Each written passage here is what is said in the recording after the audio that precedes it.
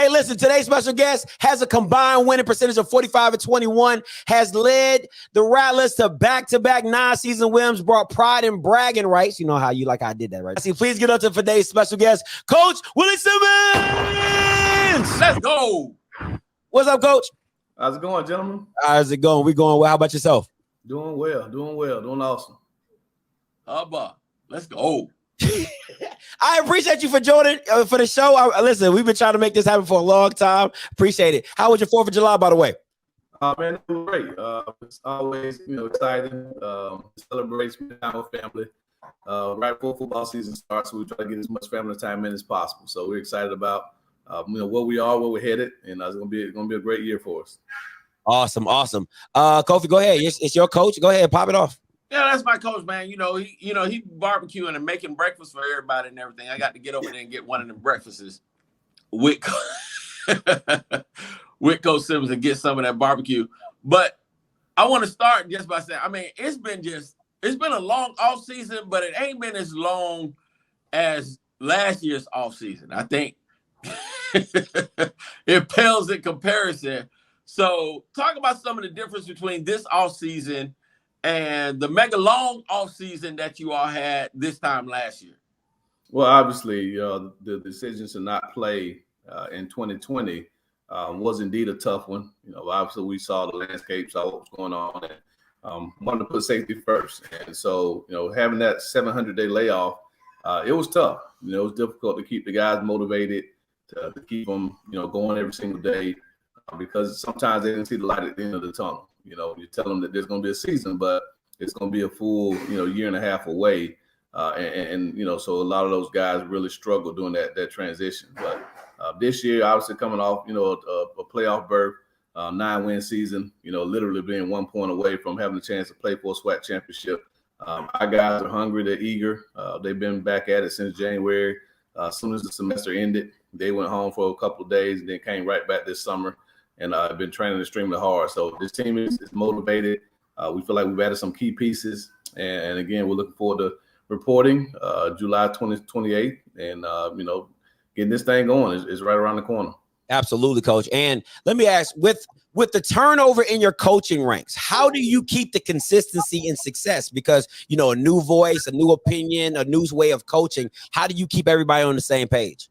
Well, obviously, whenever you have success, you have to, be mindful that people are going to try to poach coaches off your staff. And so just for us, it's really about creating a culture of consistency. One voice.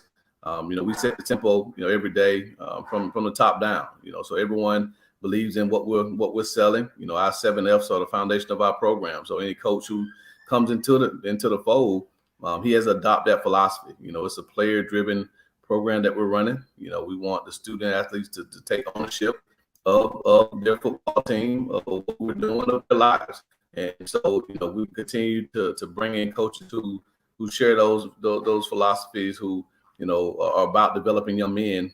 We think we can keep that level of consistency that we've been able to build over the last 4 years. I like that. What you got, Kofi? Well, you've got great leadership within your program. And I think that obviously with some of that leadership, it comes from your history in growing up in Quincy and playing kickball, where you had to pick people to come on your team and stuff like that. So you're able to discern talent. And, there's people that don't have it. You just leave them over there on the sideline. But didn't want to talk about that. But seriously, though, obviously this offseason did bring some different news with the APR. Obviously, that was disappointing. But how has the university's leadership team and AD responded to the issue? And what measures are in place to ensure future success? Well, one thing I can say is that obviously as a head coach, I take full ownership of every aspect of this program. I can't just sit there and accept the pats on the back, for the 9-win season in the playoff burst. I have to accept the responsibilities of our failures as well. And so our APR scores, I take that on personally, as a guy that, came up in a family of educators, who was able to graduate in 3 years. It's something that we talk to our guys about, every single day, and so obviously, we knew that it was coming. It's not something that surprised us. We saw, kind of where the direction that we were headed in, as far as our academic performance. And so we started those conversations, some time back, with AD Gaucher, former AD Gaucher, and now those conversations have continued, with interim AD Smith. And so he's spoken with, Dr. Robinson, spoken with Dr. Eddington, and we actually met today, Mike Smith and I, and we talked about that specifically. And there's a plan in place to provide the academic support that our student athletes need. We're no excuses are made. We don't believe in excuses within our program, but as we all know, FAMU is taking new heights academically, right? We're in this march to 100, which means our program is our university, is a research-driven institution.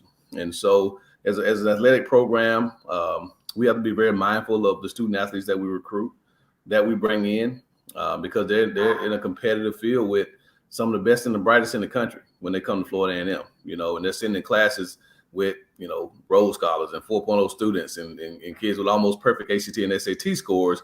And those professors are moving at a pace that, sometimes our guys have a hard time keeping up. And so we have to make sure that we're putting the resources in place that provide them with the best opportunities to be successful. And those are conversations that we've had over the last months. And we feel confident that we'll be able to provide those things to those young men and women, that we get our APR scores where they need to be, so that, not only are we trying not to have a blackout university, but it's student success. And we're all about student success. And these guys matriculating is at the top of our priority list. I like that, Coach. Now, listen, I got to ask, because it wouldn't be me if I did. The QB play last year was up and down, right? How do you steady the ship? I mean, you're a former coach. KJ Black, former QB coach, was part of your staff as well. How do you guys steady the ship? And what does that QB room look like? I know you got Musa, you got Junior, you got Rashawn McKay. Have you named a starter? Are you going into the first game of the season? What's that process look like for you all? Well, obviously, our offense is quarterback driven. And so the onus for that position to be, stellar is of the utmost importance. As they go, we go. So taking on the responsibility of coaching the quarterbacks myself, Coach Black did a phenomenal job, over the last 3 seasons. Coaching Ryan Stanley to be MEAC Player of the Year, Black College Offensive Player of the Year, taking a guy like Rashawn McKay, who had very, very limited experience playing the position to lead us to 9 wins. So the statistics say that the play was up and down, but you take away that first game against Jackson State, Rashawn played really solid football, and again, he managed what we needed him to manage. Right? We had a top-notch defense, so we didn't need him to go out there and throw for 300 yards a game like we did with Ryan Stanley, in 2019. And 5 interceptions, 22 touchdowns, 5 interceptions. I think I would take that ratio. So again, he's a year older. Now he has 12 or 11 starts under his belt. And so, if he's the guy going into this fall, we feel confident that he can lead this team to a championship. Jeremy Musa came in this spring and was exactly what we thought it would be. Very, very cerebral guy, knows a lot of football. Throws a very, very nice ball. Really, really reminds you a lot of Ryan Stanley, the way he throws the football and the way he moves around. And, so it's a thick quarterback competition, but Junior Murray-Tobit, Cameron Sapp, Ja'Cory Harris, and now even Trey Fisher, those guys aren't laying down either, so it's a deep and talented room. But again, they push each other, they support one another, and that's what you want to see. So I'm excited to be able to take on the ownership of coaching that room and seeing how much we can develop this season. But I think we'll have a quarterback or 2, or maybe even 3 that you'll see on the field this year that leads the Rattlers to victories, week in and week out. Appreciate that, Coach. Well, obviously with the first couple of games, they're tough games, starting right out the gate with UNC, and then we've got the OBC down in Miami.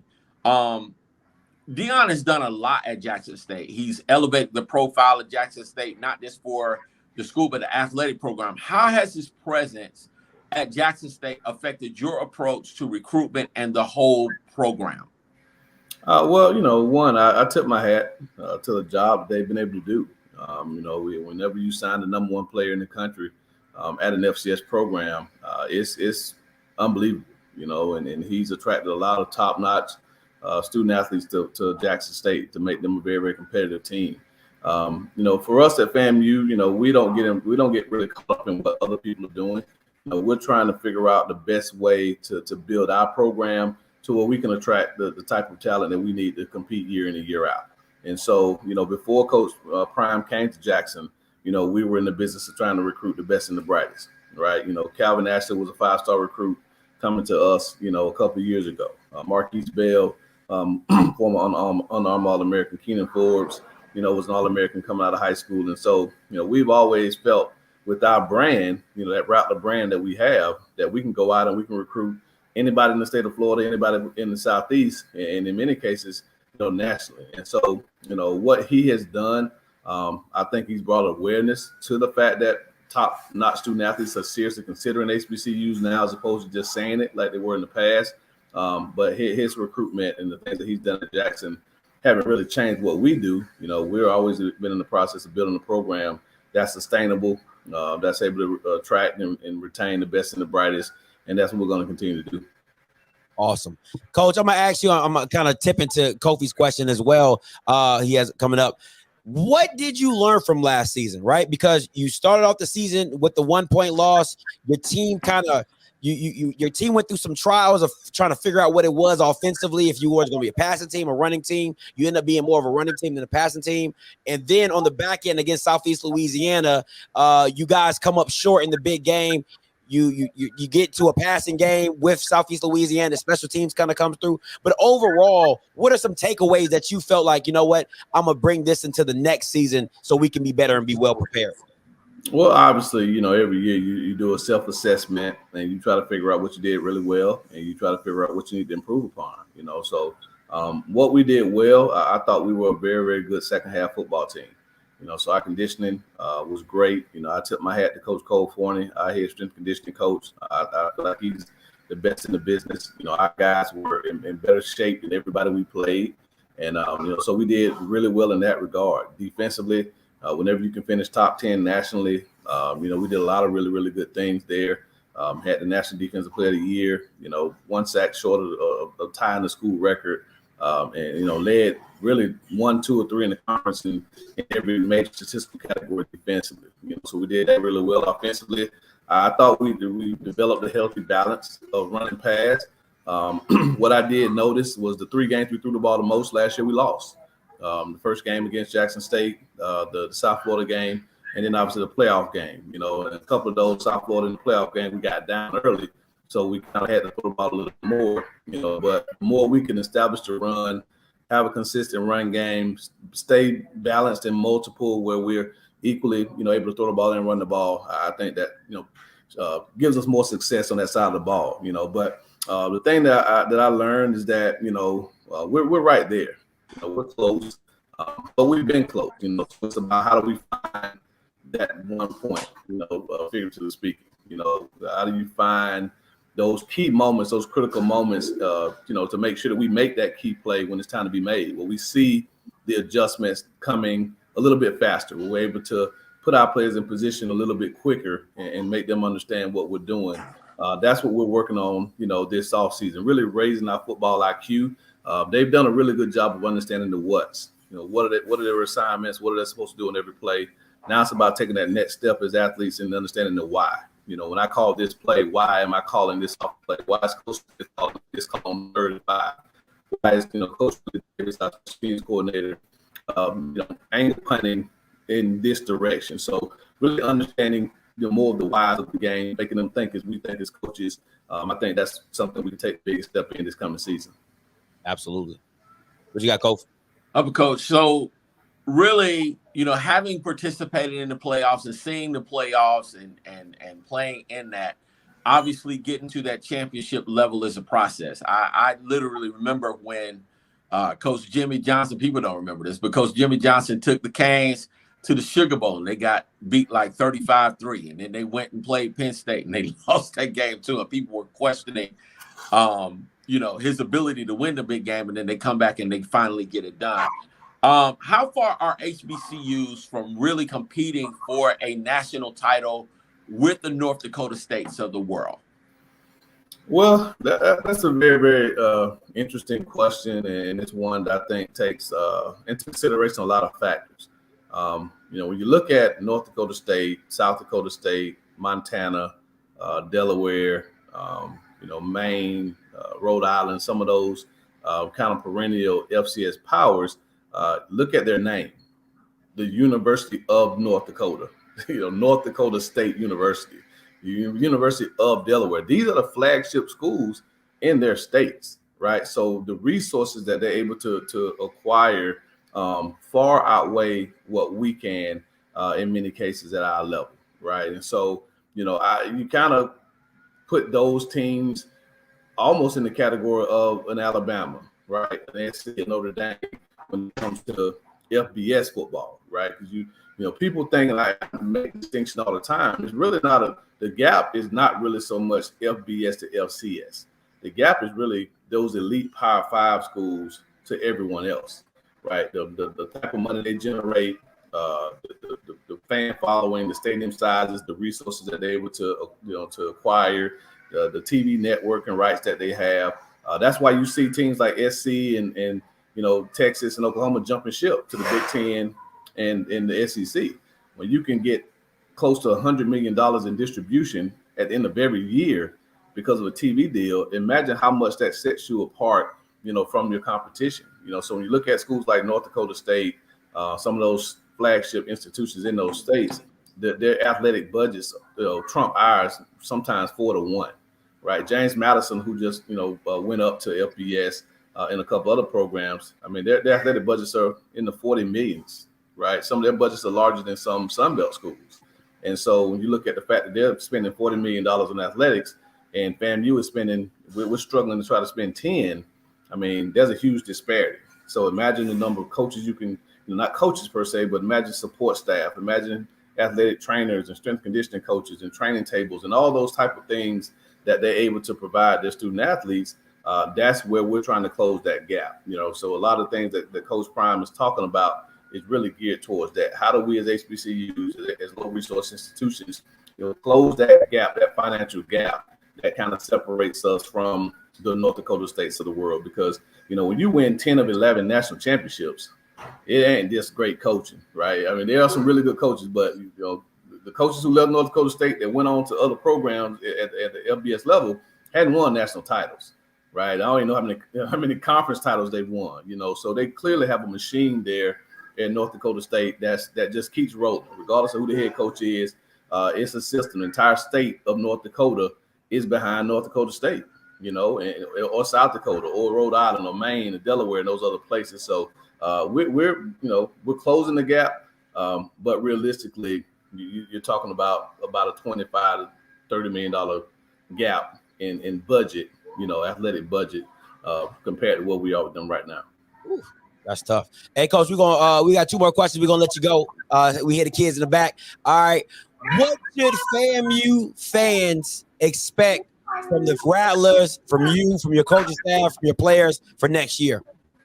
Man, we expect excitement. We expect to strike, right? I mean, Rattler Nation, that's just who we are. We don't expect anything less.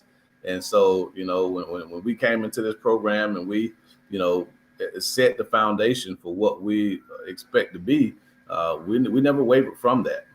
So again, we expect to be competitive in every game. We expect to really win, every game that we take on. I heard Kofi talking earlier about the attitude we take when we play at Bragg. But our guys say that, like, we don't lose in Bragg.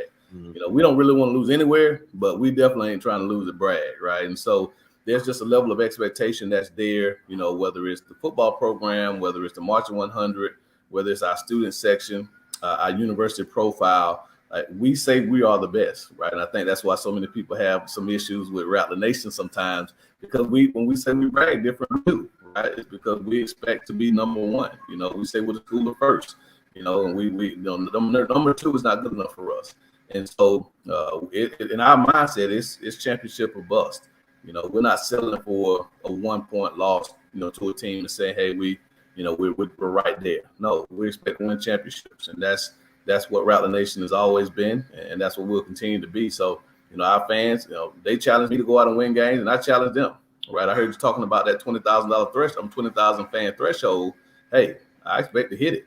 I expect to be able to average close to over 20,000 fans every home game. I expect to be top 2, 3 in attendance at the FCS level, right? We expect to be in Atlanta hoisting that trophy as Celebration Bowl champs and winning the Black College National Championship. And we expect to have a team that graduates all of our student athletes, and does great things in the community. So, at the end of the day, our program is about being elite in every single aspect. We want to be the very best, and I think Rattler Nation has come to expect that from us. Not just this year, but years past and moving forward. Absolutely. All right, it's on you, Coach. What you shut it down? It's on you, man.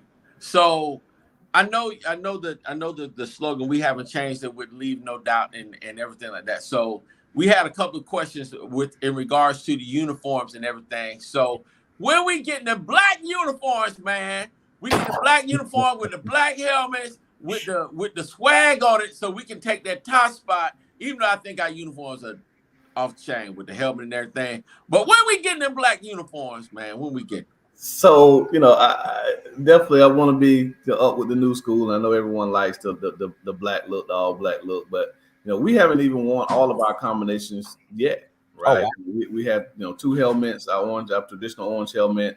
We debuted the white helmet last year. We have the all orange uniform combination, all white and all green. So we have theoretically 18 different uniform combinations that we can wear. And last year we played 12 games, so we only have worn 12. We still have 6 more combinations that we have to debut, right? And so we want to get through those, before we take the next step and maybe debut a black helmet. But hey, I gotta tell everyone, if someone wants to drop, a couple of G's and buy us a black helmet, hey, we're all for it. They want to buy us a black uniform, we'll take it. But I'm old school, man. I'm one of those guys. I'm more of a traditionalist. I grew up, watching FAMU football, watching my god brother at Battle play in Bragg Stadium for Coach Riley, and that orange look it's classic. That all orange look, that orange helmet, orange top, green pants, it's classic. You go on the road, the white jerseys with the orange pants, the green pants. It's those are those traditional classic looks that I just that I love, and so the fans, the players, sometimes they joke with me about new uniform, black uniform, or something like that. But I just that all orange combination we wore for homecoming was what top five. Yes, sir. So again, our traditional looks to me are as clean as any uniform combination out there. People. I saw something the other day about some uniform rankings, and I think they had us 5th or something like that. But I think that it's more nostalgia. Everybody's on the Jackson State bandwagon right now, right? That's just the way it is, So, but you find me a cleaner combination than our all orange look or our all white look that we wore at Southern last year. You find us a better uniform combination. I want to see it, but not against the all black look. Maybe something that we debut down the line. But for right now, we're gonna stick to the traditional orange. The orange and green, with the white on the road, and see if we can make that pop. Man, that's nice. That's nice. I like that. I'm gonna try to make a call to LeBron, see what we can do. See if we can make that happen. If we get those LeBron shoes, we'll definitely be rocking and rolling with them LeBron shoes. Does he have cleats for y'all? Is he doing? They're in production, so we won't be able to debut them during the season. But we may have a surprise at the end of the season. We're trying to push them. A lot of production is still delayed, because of COVID and some of those things. So, we're up against that, and there's another kind of school that's trying to that we're tussling with to be the first school to debut the LeBron shoes. Of course, many people probably know who that other school is. It's Home State School, right? Yeah. And that budget's a lot bigger than ours. Don't nobody care about the zips. Don't nobody care about the zips. No, zips not the zips. No fan base. No, not the zips. Ohio State. Yeah. The Ohio State. He ain't giving it to Akron. Come on, stop it. Definitely we're about Akron. Oh, okay. But definitely by 23, we'll be head to toe LeBron James outfit. Uniforms, apparel, shoes. He's building a football division as we speak. When we signed that deal, he didn't have one, right? So it's not like Jordan brand where there's a basketball division and a football division. He just had a basketball. So right now he's in the process of building the football division. So we will be one of the flagship, if not the flagship school. I'm sure Ohio State will follow suit but we will be the 2 premier LeBron James schools in the country. Hey, Coach, I'm so sorry. I want to ask you one more question before I go real quick. How important do you think it is to play that UNC game before before the Orange Blossom Classic? I felt last year you guys coming off that long layover, not having a game before to kind of get the rust off and to step into that OBC just, spanking brand new, and Jackson State had the spring games. How do you feel that UNC game is going to help you, kind of measure your team right before going into that OBC? Well, I think it depends on how you look at it. Obviously, there are a lot of benefits to playing a game before you play conference. Gives you a chance to work out some kinks, gives you a chance to play other competition, right? We start ourselves with 25 days of training camp, then into that first game sometimes you have to adjust to hitting a new person, and you learn the tendencies of your teammates throughout the course of a month of training camp. College football is unique in that regard, that we're the only sport out there that there is no preseason. We're right out the gate. Yeah. And those games matter. Those games count. And in our case, last year was a conference game. So to be able to kind of have a quote unquote preseason game, even though the game does count on our record, can allow us the opportunity to work out some things. Again, Jeremy Musa has not really played in a meaningful game, in a few years since his junior college, games a couple of years ago. So we got some transfer kids that we're bringing in that we brought in that haven't worn the orange and green before. And so just getting those guys on the field, allowing them to learn from their mistakes before we go into, the biggest game of the year at that time, I think it has some benefits. But on the flip side, you run the risk of playing a team on paper that's going to be a lot bigger, faster, and stronger than we will be. And so, lining up against a team like that, sometimes you do run the risk of going into the Jackson State game or that first game, maybe a little bit banged up, maybe a little bit nicked up. And so I think there are pros and cons to both.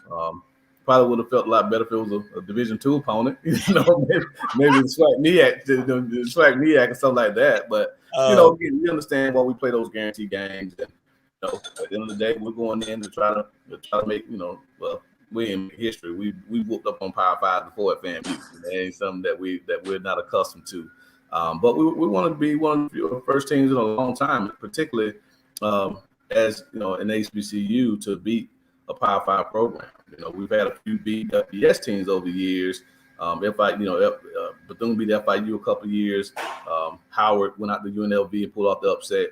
North A&T went 3 straight years of beating mid-major programs, and so it's being done a little bit more frequently.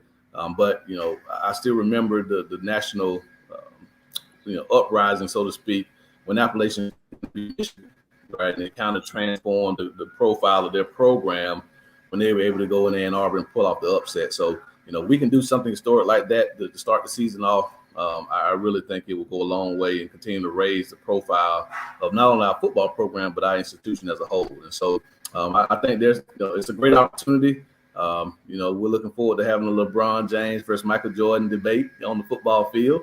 Good one. So again, we gotta represent for the new school guys that say LeBron's the GOAT. Absolutely, I believe that. But hey, Coach, thank you so much. We appreciate your time, man. I know you're a busy man and things like that. But hey, hope you have a blessed season. Hope I get to talk to you again, and you be easy.